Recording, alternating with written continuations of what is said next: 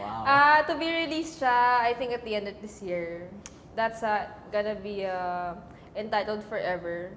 Bale, hindi siya yung totally na album, pero extended play siya, EP. Composed of three tracks.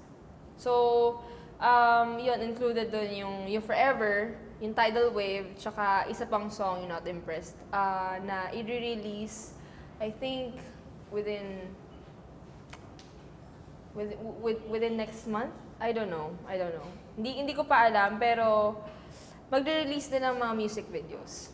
In the coming months. Pero coming speaking months. of Tidal Wave, marami nakita doon sa leading man mo doon. Sino ba to? Nakalimutan. Si Kevin. Kevin ka pangalan ng character mo. Kevin. Ayun. Kevin ba yun? Hindi ko matandaan eh.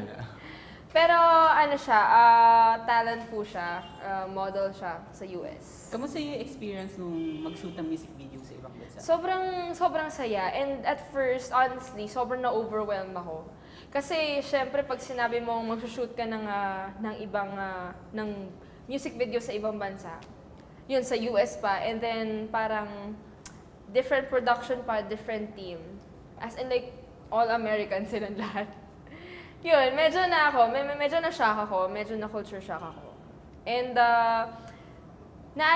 kumbaga parang na-excite ako mas lalo dun sa magiging outcome. Kasi, nakita naman natin yung mga US-made na mga music videos. And sobrang gaganda talaga ng mga quality ng mga videos nila. So, iba yung attack, iba yung mga process nila, iba yung routines na pag-shoot ng music video, and most of all, I really had fun kasi everyone was so nice to me and everyone was so approachable.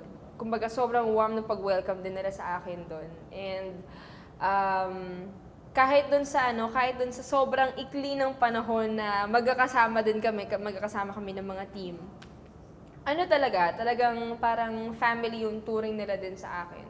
Na parang ang tagal-tagal na lang magkakilala, ganun. And then, ayun lang naman. Yeah. So naman, kasi may nakita kami sa Instagram mo din before, na parang you were, may picture kayo, yun. May picture kayo ng co-popstar kids mo na contestant na si Rita Daniela. So parang, ngayon ba, since galing nga kayo sa same singing search, parang ngayon yung friendship nyo ba is still the same from that? Well, kasi si Rita, sobrang bihira na talaga kami magkita. Sobrang bihira na rin kami magkausap kasi nga sobrang busy din ang schedules. Kahit sa Sunday All-Stars, bihira na rin kami magkita. Pero, nandun pa rin naman, it still remains na siya pa din yung Rita na, alam mo yun, nakasama ko dati. Tsaka, siya pa din yung Rita na, alam mo yun, kako-popstar kid ko. So, ayun. Wala naman nagbago. Ay, ang galing. Ay, Ang galing! Masakit ba? Na ano ba to? Na pilay?